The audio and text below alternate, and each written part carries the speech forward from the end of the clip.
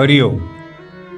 আধ্যাত্মিকতার পীঠভূমি, ভারতের ধর্ম সাহিত্যের মুকুটমণি অখণ্ড সংগীতা, অখণ্ড মণ্ডলেশ্বর শ্রী শ্রী স্বামী স্বরূপানন্দ পরমহংসদেবের শ্রীমুখ নিঃসৃত অমূল্য উপদেশবাণীর সংকলন এক অনন্য সাধারণ সৃষ্টি। বিভিন্ন সময়ে লক্ষ লক্ষ সমস্যাদীর্ণ গৃহী, সন্ন্যাসী, অধ্যাত্মপিপাসু মানুষ তাঁর কাছে সমস্যার কথা জানালে তিনি যে সাবলীল সার্বজনীন সমাধান পত্রের মাধ্যমে বা মৌখিকভাবে দিয়েছেন, তাই সংকলিত করে পুস্তকাকারে অখণ্ড সংহিতা রূপে অযাচক আশ্রমের পক্ষ থেকে প্রকাশিত হয়েছে। মানব জীবনের সর্বকালের সর্বপ্রকার সমস্যার সমাধান এবং পৃথিবীর সকল ধর্মের মহাপুরুষ ও সাধু সজ্জনের মহৎ পথের প্রতি শ্রদ্ধা, কর্তব্যমূঢ়ের মহতি কর্তব্য প্রেরণা, চেতনা জাগরণ, হতাশের আশা, অলস ও বিভ্রান্তের কর্মোদ্দীপনা এই অখণ্ড সংহিতার মর্ম। জ্ঞান, কর্ম, ভক্তি, ধ্যান, নীতি ও ভজনের শাস্ত্র শ্রী শ্রী বাবা মুনির মুখ নিঃসৃত এই সার্বভৌম মহাগীতা জননী অখণ্ড সংহিতা। অখণ্ড সংহিতা সাধ্যায় ও শ্রবণে ধর্মপিপাসু মন শান্ত হয়, মানুষ জীবনের মহামূল্যায়ন ও দিব্যায়নের পথে পা বাড়ায়। অখণ্ড সংহিতা বা অখণ্ড মণ্ডলেশ্বর শ্রী শ্রী স্বামী স্বরূপানন্দ পরমহংসদেবের উপদেশবাণী, ষষ্ঠ খণ্ড। ভাবের চক্ষু ও চর্মচক্ষু। শ্রীযুক্ত জগৎচন্দ্র ঘোষ কথা প্রসঙ্গে জিজ্ঞাসা করিলেন, আচ্ছা স্বামীজি, অনেক লোকে সাধুতার ভানও তো করে। শ্রী শ্রী বাবামণি বলিলেন, আসল জিনিসেরই তো নকল হয় জগৎবাবু, তা নিয়ে আপনার কেন মাথা ব্যথা হয়? জগৎবাবু বলিলেন, সাধুরা যদি আমাকে ঠকায় তখন কি চুপ করে থাকব? একজন সাধু আমাকে বললেন তিনি আমাকে শ্রীকৃষ্ণ দর্শন করাবেন। আমি তার বাড়িতে হাঁটতে হাঁটতে পায়ের চামড়া ক্ষয় করে ফেললাম। 8 মাইল পথ হেঁটে গেলাম। তিনি বললেন, আজ ঠাকুর জয়পুর, অমুক তারিখে আসবেন। গেলাম তারিখ মতো, কিন্তু যেদিন নাকি ঠাকুর বৃন্দাবন, নূতন তারিখ পড়ল। গেলাম আবার সেই দিন, কিন্তু সেদিন ঠাকুর দ্বারকা। এই রকম করে ঘুরে ঘুরে শেষে বুঝলাম সবই ফাঁকি বা ঠকবাজি মাত্র। শ্রী শ্রী বাবামণি বলিলেন, আরে লোকে তো ঠকাতে চাইবেই, কিন্তু আপনি ঠকবেন কেন? তাকে নিন্দা না করে আপনার নিন্দা করা উচিত নিজের বুদ্ধিহীনতাকে। যিনি বললেন আপনাকে কৃষ্ণ দেখাবেন, তাকে আপনি জিজ্ঞাসা করতে পারতেন, আপনি নিজে কৃষ্ণকে দেখেছেন কিনা? দেখে থাকলে সে কৃষ্ণ কেমন আর কাউকে দেখিয়েছেন কিনা? দেখিয়ে থাকলে তারা কৃষ্ণ দেখার পর কে কেমন হয়েছেন, কে কেমন জীবনযাপন করছেন ইত্যাদি। এসব আপনি কি জিজ্ঞেস করেছিলেন? জগৎবাবু, আজ্ঞে না। শ্রী শ্রী বাবামণি বলিলেন, সাধুরা ঠকান বলেই আপনি ঠকেন কেন? তিনি হয়তো ভাবের জগতে থাকেন, ভাবের জগতে কৃষ্ণ দর্শন করেন। তিনি যখন তার ঘরের দুয়ারে বসে কৃষ্ণকে দেখেন, আপনি হয়তো তার পাশখানে দাঁড়িয়ে থেকেও কৃষ্ণকে দেখতে পাবেন না। এসব আপনার আগেই জানা উচিত ছিল। আপনারা অনেক সময় নিজের বুদ্ধির দোষে ঠকেন, আর ঠকবাজির দায় নিরপরাধ সাধুদের ঘাড়ে চাপান। মহাত্মা বিজয়কৃষ্ণ গোস্বামীজির বৃন্দাবনে গিয়ে দেখতে পেলেন প্রত্যেক গাছের পাতায় পাতায় রাধাকৃষ্ণের নাম লেখা। অসহযোগ আন্দোলনের সময় অনেক ব্যক্তি প্রত্যেক কচু গাছের পাতায় গান্ধী মহাত্মার নাম লেখা দেখতে পেতেন। এসব দেখা ভাবের চোখে দেখা, চামের চোখে নয়, এ কথা আপনার ভাবা উচিত। সাধুর ভানও সময়ে হিতকর হয়।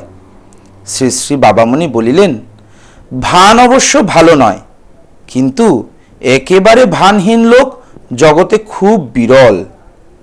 তাই মন্দ জিনিসের ভান করার চাইতে ভালো জিনিসের ভান করা ভালো। তাতে ইচ্ছায় অনিচ্ছায় সৎ জিনিসের ধ্যান করা হয়। অনেক চোর জেল হতে বাঁচবার জন্য সাধুর ছদ্মবেশ ধরেছে, শেষে ভানের গুণে প্রকৃত সাধু হয়ে গিয়েছে। অনেক গণিকা নিজ ব্যবসায়ে মন্দা দেখে গেরুয়া ধারণ করে তপস্বিনী সেজে জীবিকার্জনের ফিকিরে বেরিয়ে ভানের গুণে প্রকৃত তপস্বিনী হয়ে ব্রহ্মকৃপা লাভ করেছে। এরকম দৃষ্টান্ত বিরল নয়। রাত্রি প্রায় 10 ঘটিকায় নৌকা ভানি পৌঁছিল। ভানি সেবাশ্রমের প্রতিষ্ঠাতা শ্রীযুক্ত বিপিন বিহারী সরকার অকৃতদার ব্রহ্মচারী ব্যক্তি। নিজে ব্রহ্মচারী থাকিবেন বলিয়া কনিষ্ঠ ভ্রাতাকে বিবাহ করাইয়াছেন এবং গৃহে থাকিয়াই সর্বজীব হিতার্থে একটি সেবাশ্রম প্রতিষ্ঠা করিয়াছেন। কাজ খুব ছোটভাবে আরম্ভ হইয়াছে, কিন্তু শ্রীযুক্ত বিপিন বিহারীর অন্তরের পরিচয় পাইয়া শ্রী শ্রী বাবামণি অত্যন্ত প্রীত হইলেন। ভানি সেবাশ্রম 8ই ভাদ্র 1338।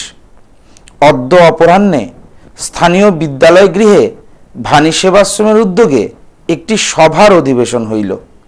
শ্রীযুক্ত বিপিন বিহারী সরকার আশ্রমের কার্যবিবরণী পাঠ করিলে পরে শ্রী শ্রী বাবামণি 3 ঘণ্টা ব্যাপী একটি বক্তৃতা প্রদান করিলেন। বিদ্যালয় গৃহে তিল ধারণের স্থান ছিল না এবং রুদ্ধ নিঃশ্বাসে শ্রোতাবৃন্দ প্রত্যেকটি কথা শুনিবার জন্য 3টি ঘণ্টা নিশ্চল হইয়া বসিয়া রহিলেন। সেবা কাহাকে বলে? শ্রী শ্রী বাবামণি বলিলেন, সেবা কাকে বলে? যার যা অভাব তাকে তা দেওয়ার নাম সেবা। যার যে প্রয়োজন তার নিকট তা পৌঁছানোর নাম সেবা। যে রুগ্ন তাকে ঔষধ পথ্য ও শুশ্রূষা দেওয়ার নাম সেবা। তার পেটে বিশ্বকোষের জ্ঞান ভাণ্ডার ঢুকিয়ে দেবার চেষ্টার নাম সেবা নয়। যে ক্ষুধার্ত তাকে অন্নদানের নাম সেবা। তার গলদেশে পুষ্পমাল্য অর্পণ করা তার সেবা নয়। যে তৃষ্ণার্ত তাকে জল দান, যে শ্রমকান্ত তাকে বিশ্রাম দান সেবা। 1000 মাইল লম্বা সীমাবদ্ধ শব্দ সমষ্টি দিয়ে তার প্রশংসা করা সেবা নয়। অজ্ঞানকে জ্ঞান দান, নির্বোধকে বুদ্ধি দান, মূর্খকে বিদ্যা দান সেবা। তাকে ধনদান অনেক সময় তার সেবা না হয়ে শত্রুতা সাধনও হতে পারে। অধার্মিককে ধর্মদান, দুর্বলকে বলদান তার সেবা, কিন্তু তাকে কন্যাদান হয়তো সেবা হবে না, শত্রুতা হবে। কার কি প্রয়োজন তাই বুঝে তাকে তা দেওয়ার অকপট চেষ্টার নাম সেবা। কার কি প্রয়োজন তা বুঝে তবে সেই প্রয়োজন মিটাবার চেষ্টা করতে হবে। সেবকের প্রধান প্রয়োজন সহানুভূতির। শ্রী শ্রী বাবামণি বলিলেন, সুতরাং সেবক হতে হলেই চাই দরদ, চাই সুগভীর সহানুভূতি। কার কি অভাব, কার দুঃখ কোথায়, কার ব্যথা কি রকম, এইটুকু যদি না উপলব্ধিতে আসে তবে সেবা হবে কিরূপে? অতএব সেবা যার লক্ষ্য, সেবায় যার আনন্দ, আগে তাকে করতে হবে নিজের হৃদয়কে নির্মল, নিজের চিত্তকে সরস, নিজের বুদ্ধিকে ক্লেদহীন। সেবার প্রাণ। শ্রী শ্রী বাবামণি বলিলেন, সেবার প্রাণ হচ্ছে সেবকের স্নেহসিক্ত মন। হয়তো কারো দুঃখ আমি দূর করতে পারলাম না, কিন্তু তার জন্য প্রাণ যে আমার কাঁদলো, তাতেই সেবা হলো।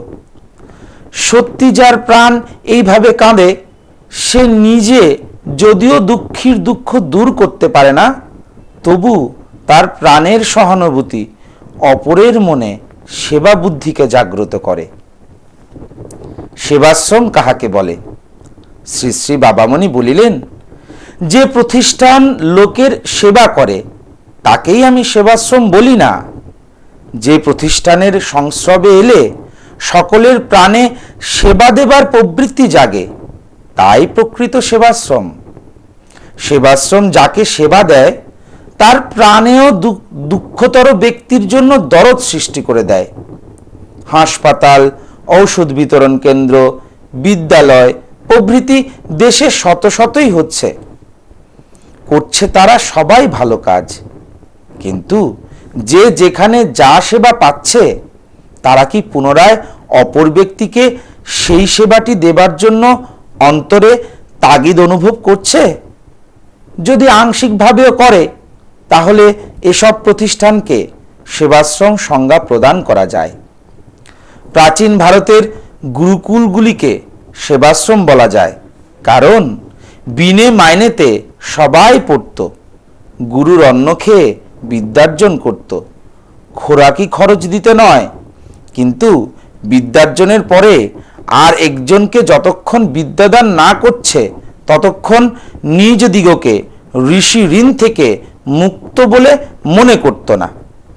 ফলে গুরু শিষ্য সেবা পুনরায় শিষ্যকে দিয়ে প্রশিষ্য সেবা করিয়ে নিত। তোমাদের এই সেবাশ্রম লোককে ঔষধ দিচ্ছে। এই ঔষধের প্রত্যেকটি বিন্দু রোগীদের মনে পুনরায় অপরের হিত সাধনের প্রবৃত্তিকে বর্ধিত করুক, তবে এটি সত্যিকারের সেবাশ্রম হবে। আমি আশীর্বাদ করি এটি যেন তাই হয়। সেবার প্রকারভেদ। শ্রী শ্রী বাবামণি বলিলেন, লোকের মনে সেবার প্রবৃত্তিকে জাগিয়ে দিতে হবে। যে যেমন করে পারে স্বার্থকে ছাড়িয়ে বাইরের লোককে একটু হলেও উপকৃত করা চাই, এই রূপে একটা বোধ বা জেদ জাগিয়ে দিতে হবে। বর্ষার খাল থেকে কচুরিপানা একটি তুললেও তুলতে হবে। একটি মাত্র পানা তুললে যদিও কচুরির বংশ নির্বংশ হবার সম্ভাবনা নেই। রাস্তায় একটা গাছের ডাল পড়েছে, তাকে না সরালে আমার কোনো ক্ষতি নেই, কিন্তু সরালে হয়তো অন্যের উপকার হবে। আমার হয়তো বড্ড কাশি, কফ থুতু যদি রাস্তার উপর ফেলি তাতে ক্ষতি নেই, কারণ এই রাস্তায় আমি খুব কম চলি। তবু যদি কফ থুতুটা রাস্তায় না ফেলে দূরে ফেলি লোকের উপকার হবে, সংক্রামক ব্যাধির প্রসার বন্ধ হবে। আচ্ছা, একটু দূরে গিয়েই থুতুটা ফেলে আসি। পথের মাঝখানে একটা গর্ত হয়ে গেছে, কেউ পড়লে তার পা ভাঙবে। অবশ্য আমার পা ভাঙার কোনো সম্ভাবনা নেই, কারণ কথাটা আমার জানা আছে। কিন্তু আমি যদি 2 ঝুড়ি মাটি এনে গর্তটা বুঝিয়ে দিই তাহলে অজানা লোকের পা ভাঙবার সম্ভাবনা দূর হয়ে যায়। সুতরাং একটু কষ্ট করে নিয়ে আসি 2 ঝুড়ি মাটি। প্রতিবেশীর বাড়িতে বিয়ে, আমায় নিমন্ত্রণ করেনি, কিন্তু যে ঝড় এসেছে তাতে দৌড়ে গিয়ে যদি বাইরের জিনিস ঘরে নেবার সাহায্য করি, ধন্যবাদ তারা দিন আর না দিন তাদের উপকার হবে। অতএব আছে আছে শীতের রাত্রি, একটু বৃষ্টিতে ভিজলে আর কি বা হবে, যাই ছুটে, আর দেরি করব না। এই রূপ মনোবৃত্তি সকলের মধ্যে জাগিয়ে দিতে হবে। বিগত 80 বছর ধরে বিভিন্ন প্রকার ব্যাধি সারাতে আয়ুর্বেদিক ঔষধ প্রস্তুতে ঐকান্তিক প্রচেষ্টায় রত শ্রী শ্রী স্বামী স্বরূপানন্দ পরমহংসদেব প্রতিষ্ঠিত অযাচক